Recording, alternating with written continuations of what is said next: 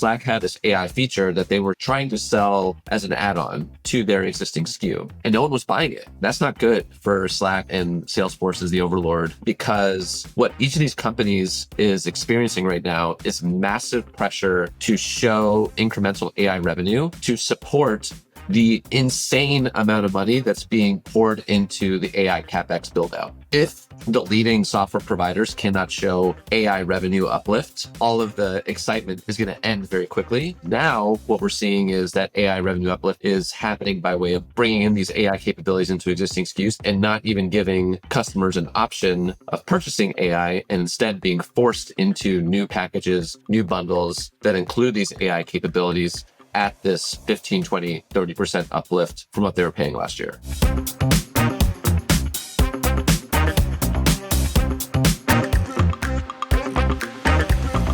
Welcome back to the Spend Table, where we serve up cost and spend intelligence fresh. And today's dish might be like the Thai food I had this week, and it might give you just a little bit of heartburn. My name is Michael Shields. I'm the Vice President of Procurement here at Tropic, and I'm here with my partners and co-host, Russell Lester, our CFO, who, let's be honest, Russell, you've seen your fair share of poor spend requests. And then Justin Edkin, our COO, our co-founder. We're diving headfirst into the topic that I can safely say I think is on everyone's mind. It's also on everyone's latest software bill, specifically AI. It's almost like it's 1989, except not only is everyone buying it, but this bubble, if we can call it that, has a brain.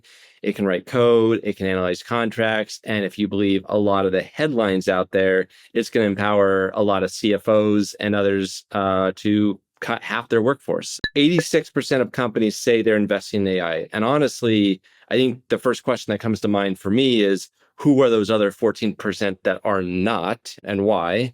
15% of AI decision makers say that they can show an actual EBITDA lift. Fewer than a third feel like they can tie AI value back to P&L changes. We're going to break all of this down today. Are we in the AI tax era? Are vendors using AI powered as a blank check to charge whatever they want? And what should procurement, what should finance leaders actually do about it? All right, Justin, I know I've heard you use the term AI tax, and you know I'm traveling right now. If you look at some of the bills, there are line items on there that I pay for whether I want them or not, like concession fee, recovery, service surcharge, etc. And so we live in the world of software, not travel. We're seeing vendors that historically have like pushed 5 to 10% innovation uplifts, but now these are coming in at 20, 30%, and they're using AI features as justification. So you're a data guy. Maybe talk us through what you're seeing. Yeah, absolutely. So you mentioned that by default, there's this known practice of uplifts for software providers. In the subscription model, innovation needs to be priced in for the next 12 months or 24 months, whatever the term length is. And so most enterprise software providers get away with a 5 to 10% increase, and that's table stakes. Now, what we're seeing is that this 5 to 10% increase is giving away, like you mentioned, to 15, 20, sometimes 30% uplifts, and being charted up to massive AI improvements that are getting bundled into existing SKUs, or in a lot of cases, new SKUs that look very similar to what people were previously buying, just with the addition of AI capabilities. Now, what makes it interesting here is we saw this with a couple of different providers previously, earlier in the year. Slack's a great example. Slack had an AI product. We've all seen the summary of channels and, whatever it is. And they had this AI feature that they were trying to sell as an add-on to their existing SKU. And I think it was, at 20% of whatever the existing SKU price already was. And no one was buying it. It was getting a very low success rate of actually being purchased a la carte. And that's not good for Slack and Salesforce as the overlord, because what each of these companies is experiencing right now is massive pressure to show incremental AI revenue to support the insane amount of money that's being poured into the AI CapEx build out. If the leading software providers cannot show AI revenue uplift, the whole song and dance of the AI ecosystem being built out is going to quickly turn to midnight, and all of the excitement is going to end very quickly. And so this pressure is being manifested in ways of how can we actually show this AI revenue uplift. And now what we're seeing is that AI revenue uplift is happening by way of bundling, bringing in these AI capabilities into existing SKUs and not even giving customers an option of purchasing AI, and instead being forced into new packages, new bundles that include these AI capabilities at this 15, 20, 30% uplift from what they were paying last year. Yeah, I saw that you posted on LinkedIn today actually about Microsoft as well, where it was anywhere from a 12 to a 17% increase. Is that kind of in line with this same concept? Yeah, so Microsoft's a great example. 12 to 17% uplifts. Again, one that we would typically see in the 5 to 10% uplift range. But they're not the only ones. I mentioned the Slack example. We've seen examples of them in the 15 to 20% uplift range. Google has been pricing Gemini into a lot of their workspace products. Seen 30% uplifts from Google AI and Gemini being worked into workspace. Gong, a 37.5% uplift in some of their existing SKUs and packages. So it's happening across the board, and becoming a very normalized way for how companies are getting credit for AI, leveraging their lock-in with customers as opposed to really powerful, innovative features that people are excited to purchase to drive this innovation. Yeah, you mentioned companies like Microsoft and Google, who, let's be honest, sometimes they can do it, just because of who they are. But then you talked about some other companies where maybe don't have that presence, but so it's starting to kind of flow to the rest of the supply base as well, which is interesting. Yeah, I mean, I think this is the story of the enterprise legacy software providers versus the AI native upstarts. And everyone is capitalizing on the AI boom. No one's looking to Salesforce, Slack, Microsoft to be the leaders of innovation. They're looking to them to be the kind of steady, reliable, secure solutions that sit at the core of a lot of their infrastructure. And so, yeah, I mean, there's going to be lock in there. They're going to be able to flex their AI muscles by way of their bundling tactics they've used in the past. And they're going to, buyers are going to be looking to more of the innovative AI native companies, the Cursors, the Harveys, the Lovables of the world that are building truly transformational AI native capabilities and relying on them to drive the massive productivity increases as net new technology that didn't previously exist. Interesting. Russell, I got to get your take on this. What's your gut reaction when you see this obviously impacting budgets? I like when Justin said, it's about to be midnight. I thought about the story of Cinderella. And of course, in Cinderella, the crystal carousel and horses all turn into pumpkins and mice. And so I think that maybe that's the analogy. And because the math doesn't math, right? CFOs are not sitting there and saying, oh, it's budget season. Everyone, take your software stack, add 25% next year to the budget. So think about what's going to happen. If it's a land grab and Wall Street is putting pressure, or even private companies, investors are putting pressure on these AI-centric companies to monetize all of this because they're about to turn into pumpkins if they don't, then inevitably what's going to happen is the trade-offs are going to get harder than ever. And there's going to be more scrutiny on software purchases, more pressure to consolidate because the 25% won't be there. And by the way, I think sometimes the tax is even a little more hidden. When we get into the realm of credits and outcomes and agents, and I mean, I've been doing a lot of work in AI recently with something I'm partnering with CJ from Mostly Metrics on.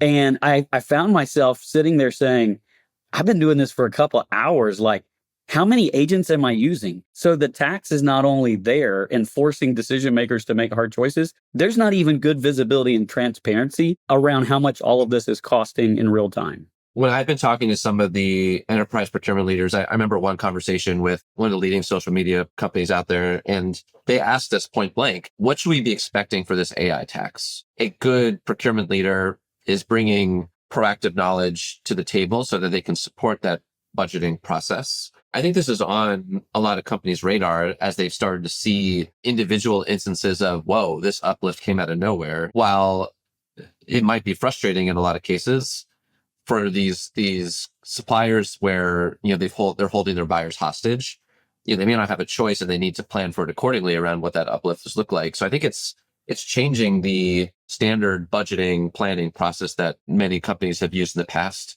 and how they think about the growth and expansion of their software, and starting to individualize certain line items and expecting much more significant increases, which is going to impact the amount of investment that can go towards other stuff across the business, for more experimentation and innovation in the next year. I think about like the problem of shelfware. You buy a tool for a group of people and a subset of the people are using that tool, I'm going to say appropriately, but in a way that justifies the ROI spent on it. I think we're now seeing that in the world of AI too. When you look at the utilization across the board, it's split, right? So meaning you're getting some value out of it, you're not getting some value out of it. Some of it obviously is what I call fear of missing out driven purchasing. How do we kind of push back on this FOMO driven purchasing? And then how do we look at it to ensure that, from a utilization perspective, that it's not just creating value in pockets, but universally across the board? I feel like we've seen this story kind of play out in the past when the world was going from on-prem to in the cloud. And the reason why the analogy is the same to me is many of the purchasers were like, it was expensive to create a cloud-based technology, and we needed to recoup those R&D dollars, which inevitably meant potentially charging more than what you would for on-prem and trying to convert it into a recurring revenue model versus a one-time purchase. So we were trying to transform the way people thought about purchasing capabilities, but the core capability set of what they were receiving, they perceive to be the same. So I think this is also going to force go-to-market teams to better articulate why these agentic approaches are better, the value it's delivering, because the value's hazy for a CFO. We're being forced with finding the budget dollars. We go back to the teams and ask, what capacity has this freed up? How has this improved your conversion rates? Pick your tool. What's the outcome metric that says your use of AI has improved? And I think, Justin, you've made the point in the past that the ROI is greater than what we're giving it credit for, but it's happening person by person in the way they're able to accelerate their everyday across all the AI tools they're using. The ROI question is a tricky one to answer right now. And I think that what we've seen over the course of 2025 is like massive test budget proliferation across a number of different AI tools. Mandate comes down from the CEO or the CFO that says, we need to get more productive. Let's start creating processes and permissions to go rapidly test and explore different AI tools and see what the benefit is across the organization. Now, there's a couple of problems with that. One is, we're not starting kind of strategic or outcome first in a lot of those cases. We're not looking at, here's what we expect and the hypothesis around what we can drive, and let's set up kind of a rigorous testing mechanism to see how we get there. But rather, let's start with the solution and then see what the outcomes are, which is like, the hammer looking for the nail as opposed to the nail looking for the hammer. Hopefully I got that analogy right. So we're going to see some issues around what the actual results of that AI testing is going to look like. I was chatting with one of my RevOps friends at a big enterprise, 1,000+ person sales team. And he said that when they're testing AI tools, they are only giving credit to like revenue uplift as an ROI case, as opposed to human efficiency, potential cost reduction uplift. Because to your point, Russell, it's very hard right now to measure and evaluate time savings and how that time savings is actually being felt across the organization. Because I, as an individual, may feel amazing time savings to do my normal day-to-day tasks and do them in 50% amount of the time, and take that 50% and go do other things, maybe non-work related or, more work social related, instead of filling that 50% with more productive work activities. And so it's much harder to evaluate those types of trade-offs. And so instead, more and more energy is being focused on how can we use AI to incrementally improve the revenue the productivity that we can drive as an organization, particularly in this RevOps kind of person's use case, rather than make a business case around continued investment based on efficiency gains that could lead to headcount reduction or something along those lines, which is obviously less popular. Okay, so you guys are using the term, actually, I don't know who said it, but you're both talking about it, this term called hazy value, okay? Which by the way, reminded me, I saw a TechCrunch article, and it says, here are the 49 US AI startups that have raised $100 million or more in 2025. Okay, so talk about hazy value. Like Cursor went from 2.6 billion valuation to 29 billion valuation in under a year. That's not normal. And here's what's kind of crazy is it's not like they're profitable. It's not like they're raising all this money, but they're not necessarily generating all this money. So Russell, I'll go to you. What happens when this music stops? What you're describing is setting up a market for a bubble, and the bubble will burst, but those that are providing real value will still be providing real value. So the issue will be those that are just AI wrapper, we call it, the appearance of AI when there's actually not much happening under the hood. There's not the depth of data. There's not the depth of insight. It looks good on the surface. It's like when you get AI to create images and at first it looks okay. And then you look at it, you're like, oh my gosh, it's missing an eyeball or, something crazy. That's what many of them will be finding. These agentic companies that explode at first, how are they ever going to get that value back to the investors? And so it's going to create this vicious cycle of they've got to claw back against the users. The users will push back and say, well, all of you can't be asking for this uplift. One of you has to go. The AI bubble will burst insofar as the fake-ish or low value providing AI companies won't survive. But that's been true of any hype cycle, right? I actually think that one of the things that concerns me more than the hype cycle is the fact that they are losing money today because their cost models aren't built appropriately. And yet we're all figuring out how to live life and build our products. What happens when that cost model change and what does that do from a risk and a budget perspective in your mind? Should that be scaring us? There was a podcast I was listening to over the weekend with David George, who's a growth investor. One of the things I remember from that conversation was, as an investing team right now, they're willing to overlook gross margin as a metric that matters for AI companies. And in fact, it's sometimes better to look at a growth company that has bad gross margins because it means that they are heavy investors in AI, because the stack and cost of AI tools to drive business is so expensive today. Now, the thesis behind that is that over time, the kind of gross margin, the incremental cost of any AI call is going to go down as the frontier models continue to compete with each other, build more and better models to get more and more efficient and cost effective. But again, that also relies on the massive CapEx build out that's happening right now. And going back to the original point, the clear revenue uplift that we can point to from what the benefit is of AI. So there's this circular reasoning that needs to happen. I think that at the application layer, we're still very much proving out the use cases where these AI investments generate meaningful and clear ROI benefit. Software engineering coding, that's a winner. You see all the tools that have grown from that, and it's clear that the investments there are paying off and are worthwhile.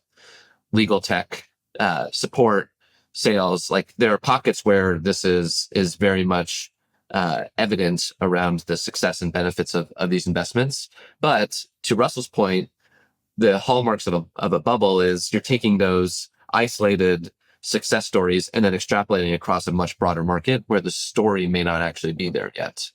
And that's very much what's happening, where any AI native company is raising massive money because they have some early traction, but we don't know how resilient that traction is within those individual companies and also across the entire ecosystem from those different functions that are implementing. I want to go back to like where we first started off this conversation, where you're talking about companies like Microsoft and Slack who are pushing, really big uplifts right now. Okay. And the reality is, as a buyer, if you're dealing with Microsoft, it's really hard to push back on that. Some of the other vendors, like you can have a sourcing strategy, some competition, but let's be honest, like when it comes to Microsoft, sometimes they can push that and you don't have a lot of options there. So what happens when you have now built some of your workflows, some of your tools on these products? They are successful and they're losing money right now. And so what now happens 6 months, a year, 2 years from now, when they're like, hey, we can't lose money anymore? And is it another Microsoft situation where we've put ourselves in a situation where we've intentionally and knowingly gone with a provider who is losing money, who eventually won't be able to lose money, and we've built our business on that model? I can't remember who said it, but there's a quote that the best enterprise software companies hold their customers hostage rather than give them real choice. And, we see that. And there's definitely a delicate trade-off that exists between how much can you ask of your customers to pay incrementally beyond what you're already paying before you start to encourage exploration to other solutions that can do the job and be worth the massive human capital cost of change management, rip and replace, et cetera, et cetera. And, we're flirting with that right now. I don't know what the history of uplifts have looked like at some of these companies, but I have to imagine we're flirting with some of the highest year-on-year increases that some of these suppliers have ever asked for. And I know that the procurement teams that I talk to are not looking favorably upon that.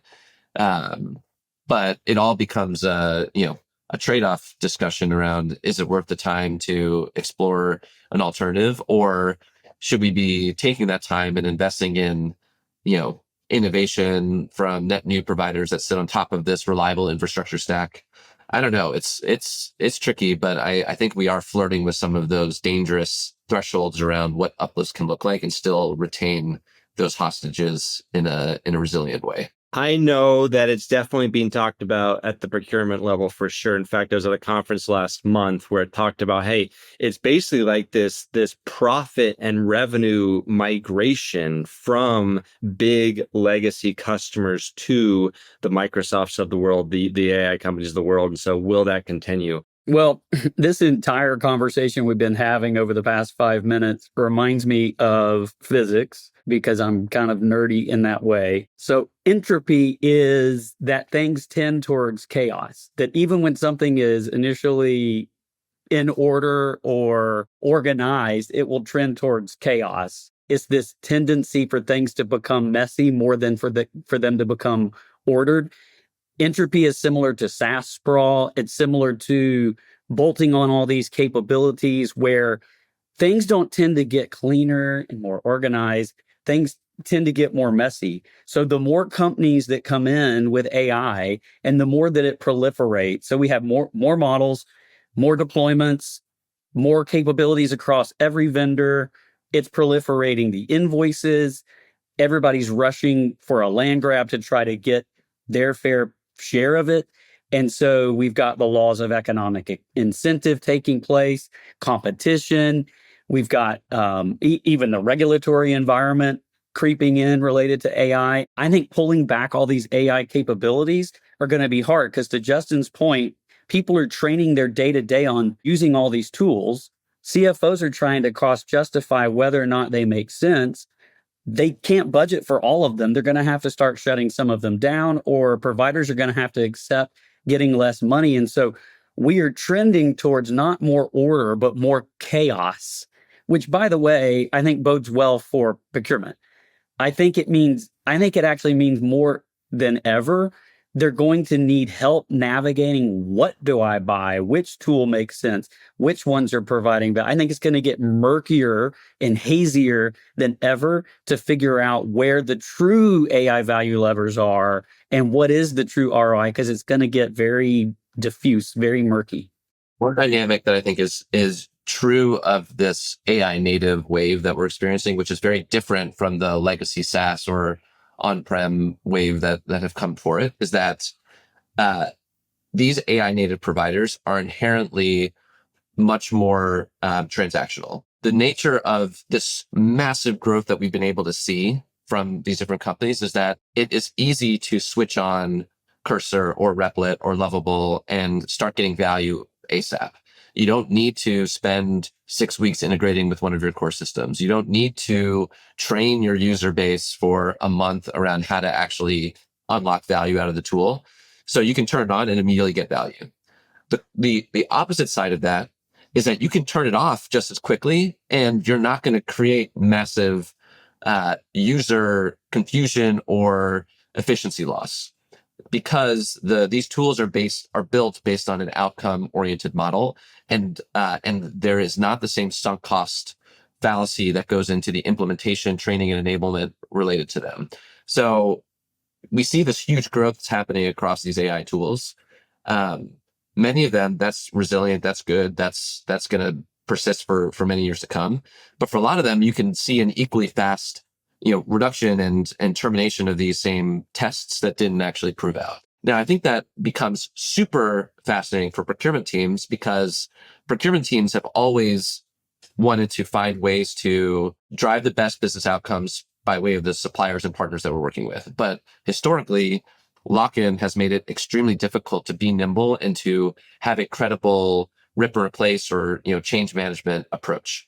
But with AI native tools, we're going to be able to see procurement-led growth initiatives where we can be thinking critically about how do we evaluate, the Cursor versus Replit, or, the Lovable versus Alloy, or, whatever different tools that are out there, and not have to be stuck with these long-term agreements that would require 6 to 9 months to actually do anything about if you wanted to make a change, and be much more nimble around how you test and learn and evaluate ROI across these solutions. I definitely love, and I think maybe that should be a topic for a future podcast, because, I think AI in the world of sourcing is going to really mix things up in a wonderful way. I think about, for years how enterprise sourcing has optimized for, certainty, right? Like long sales cycles, heavyweight RFPs, costly implementations that are really meant to de-risk everything. And then in the world of AI, I think it kind of flips that logic, right? To be honest with you, where you can map processes in hours, you can build integrations in days, you can measure outcomes in real time. Those are all things that I think are going to help from a procurement and a sourcing angle, which I'm genuinely excited about. Let's kind of move into the world of how do we tactically kind of approach this, because our audience, finance, procurement leaders, and they are staring down kind of these AI renewal, these AI requests. I would say that, once again, Tropic was built upon this notion that we should help our customers be, have more data and be more proactive, right? If you think about the foundation of what Tropic does, a lot of it is helping our customers be more proactive. And I think that we need to take that a step further as procurement leaders. We used to say, okay, how are we engaging 60, 90 days in advance? I really think, this idea of, checking in with key critical suppliers for business reviews is super important. Maybe even at the half point of the contract to say, hey, what does our renewal look like? Not from a financial point of view, but from a line item point of view, from a SKU point of view, from what does your roadmap look like? I think for a long time, when things were kind of status quo, not things were ever status quo, but not the disruption that AI has offered. I think that was kind of something you get away with doing infrequently. And I think that now with your strategic, with your critical suppliers, that is no longer a nice to have. So you're kind of putting things into a 2x2 matrix, and the ones that truly are, your revenue is dependent upon, your product is dependent upon meeting with them and understanding. And then how do you put contractually, clauses in the contract to ensure that, SKUs are still existing? Hey, you'll guarantee that I can still buy this thing, that, you're looking at strong utilization data, and you're not, paying for, features that, nobody's using. And then you're obviously trying to negotiate things like price protection clauses, these sorts of things, I think. And then you analyze all of that from a sourcing angle. I think sourcing angle is one of those things that's strategic and it takes a lot of work, but when you do it right, it pays off in spades. And so is that sourcing arm? Is that sourcing muscle? Is it being utilized? Is it active? Is it strong right now? These are all questions I think you should be asking yourself if you're in the world of procurement right now. Justin, I want to go to you. What's in the contract that people are missing right now, and what should they be looking for? I think that given the pace of innovation across all these companies, one of the key capabilities that we think about at Tropic is like overlapping feature sets and offerings. And every day, a new AI company is popping up that solves for some unique use case. And that use case is undoubtedly overlapping with one of the legacy software's new kind of AI features that they're trying to release.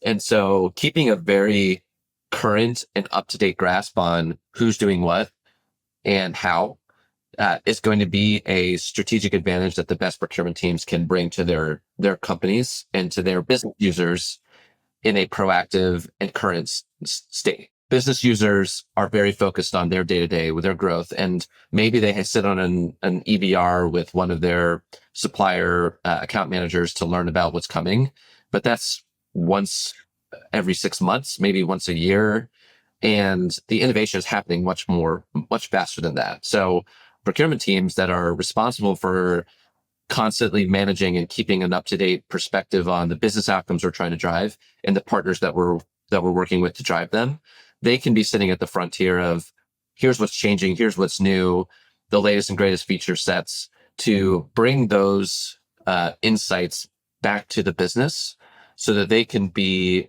armed and thinking critically and proactively around the tech strategy that's going to unlock those business outcomes over the next year. What about any contractual landmines? Are you seeing any insights that you can share with for an AI vendor agreement specifically? I think that as more and more of these suppliers are working towards outcome-based pricing models, these like credit amorphous concepts are becoming much more pervasive.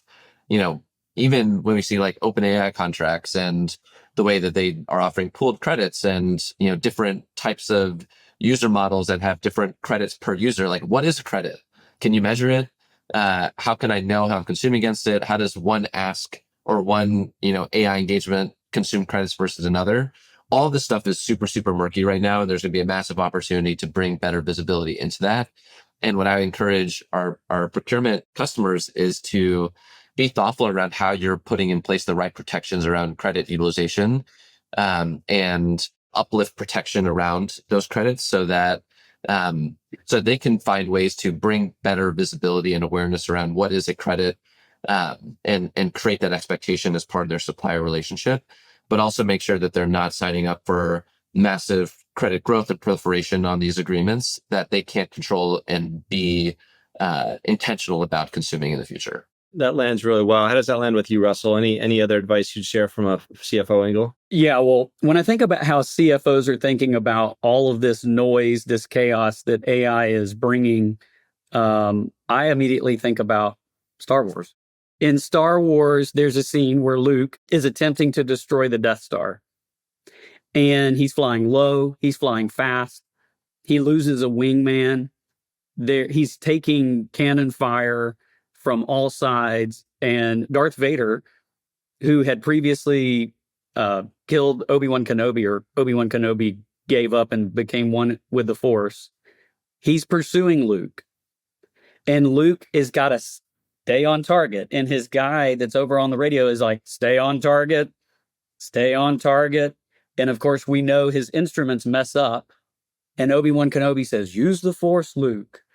And he closes the instrument and he uses the Force. He fires the shot lands true and straight, and he destroys the Death Star.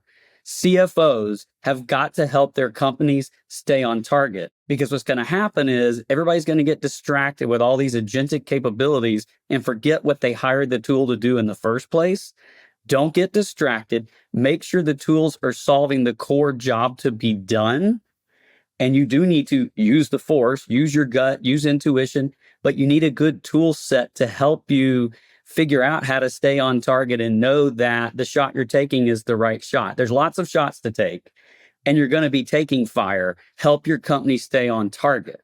Don't forget your reason for being in business and the main goals that you're pursuing. And so I think weeding through all that noise, all that chaos, if entropy is true and we need to stay on target, that's the role of the CFO. I love that example. I liked it more than I thought I would, actually. Well, look, you know what time it is. Data a la carte. We each brought a stat we do every week. Nobody knows what the others are bringing. And then we talk about it, whether it actually matters. So, Russell, you had a great stat last episode with, 253 budgeting tools. What do you have this time? 770%. And what's the meaning of the 770%? So I was reading in the Wall Street Journal that the number of searches this holiday season that people are enacting via AI to search for gifts is up 770%. And did you know there's actually a name for it? It's called vibe shopping. So the old way is you go to Google or Amazon and you're like, holiday gifts for women. And it gives you this massive list and you're like, I don't know where to begin. And you're scrolling and scrolling and scrolling. Vibe shopping is where through AI, you describe with a prompt, here's what my wife likes. Here's her hobbies. Here's her interests. I want something unique, da, da, da, da, da. And it spits out and it gives you a much more curated list. It's actually amazing of things that would be good. That's called vibe shopping. So my brain thought, what is the equivalent of vibe shopping in the business context? How are people beginning to use AI now as their primary search engine to answer things like, I need a tool that does this. I don't want to pay more than this. It needs to have these features and capabilities. What's the best fit? And so what's the vibe shopping in an enterprise software landscape? That's what my brain's thinking through. We went from Star Wars to holiday shopping. You're taking us all over the map. I love it. I got a typical Pareto principle data a la carte moment here, 80-20 rule. And given this applies to basically everything, I won't ask you guys to guess what it could mean for this specific instance. But the CFO at McKinsey gave an interview recently, and he said that AI should be focused on 80% on productivity for growth and 20% on productivity for efficiency. And I thought that was an interesting dynamic because so much of the lore out in the AI world is around people efficiency and redundancy and reducing heads and like the fear around that. And, at this point, and obviously McKinsey is undoubtedly sitting at the center of many, many AI conversations within businesses right now. And that 80% of the focus should be on productivity for growth and not for efficiency, I think is telling around how to drive AI adoption in a non-confrontational, non-controversial way within a business and remove some of the fear associated with AI at the kind of employee level and instead make it a productivity and growth enhancing tool that makes any individual a superhuman in their day-to-day to fuel growth, as opposed to any human become replaceable by, a more productive and more effective human doing the same job. Don't you also kind of feel like growth and efficiency are not necessarily dichotomous or antithetical? Like, by being more efficient, can't you therefore drive growth? So separating them as if they're opposing forces, sometimes they are straight up opposing forces. I just believe in a world where the P&L is interconnected. And if you become more efficient by giving more time back, that frees up more time for generating growth. I think that's what the idea is. But, if you think that the main metric for AI investing in growth and productivity is like, you see that as like a revenue outcome based on now one person can do 1.5x more, that's going to lead to more revenue, versus the AI for efficiency is, one person can do 1.5x. And that means we need, 2/3 the people to actually do the same jobs. And therefore we may increase profitability, but it's not going to have the same top line impact. Got it. Yeah, that's just half the story. Yep. That's what the statement in the data is representing here. And I think it's a smart way to look at it, especially when you factor in this lore around AI leading to massive job loss. And instead we can think about AI leading to massive market cap growth and GDP growth across these businesses because of better productivity. All right. So I'll wrap up with mine. So, and I'm actually really excited about this one. It comes from Gartner. It says Gartner predicts that by 2026, 75% of large enterprises will have AI-driven procurement tools.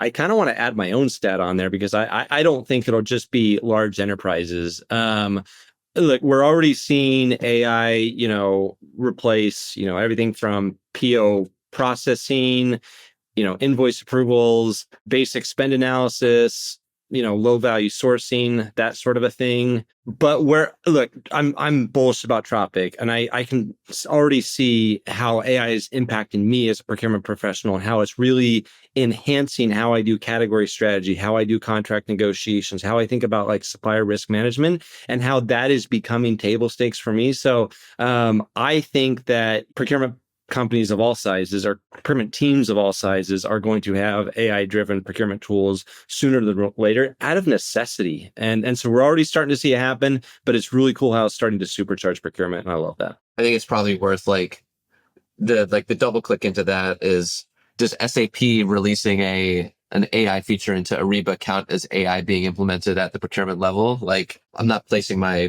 bets on the latest and greatest from SAP Ariba around what AI innovation is going to look like for procurement teams. No, I think you're right, because I think so many companies are thinking about, okay, well, that is the PO processing and the invoice approvals and the basic spend analysis. But that's so basic at this point in time that, yeah, it's happening, but that's not what's going to move the needle. What's going to really move the needle is how it's going to impact the person. Okay, how it's going to impact the procurement professional with once again, the category management, the supplier negotiations, the sourcing side of things. And I think that's way more exciting. And I don't think that's going to come from what you mentioned, slapping on some sort of AI functionality to, orchestration. Well, I think that's a wrap on the Spend Table, episode 2. We have covered a lot of ground today. We talked about this AI tax, and it is real, right? I think most AI purchases need more scrutiny, and the procurement playbook is being rewritten in real time. So AI isn't going away, but the way we're buying it, that needs to change. And so I think what I heard from Russell, what I heard from, Justin, you brought some great stories, you brought some great analogies, you brought some great data, but be curious, not committed, demand proof of the value, build flexibility in your contracts, and also, recognize that there's a lot of positive, there's a lot of good that's going to come from it. I'll admit that once again, it is scary for someone like, me, as I think about, not only the impact of job, but also the impact to the cost implications of a business. But what I heard you say is this chaos can actually be, a really good thing. So if you found this helpful, subscribe wherever you get your podcasts. Drop us a note if you've got AI, procurement stories, horror stories, or success stories. We definitely want to hear them. Russell and Justin, thank you for the debate. And until next time, this is the Spend Table, where we serve up cost and spend intelligence fresh. And today, like a lot of our dishes out there, came with a little of a surcharge. This one was an AI surcharge. See you next episode.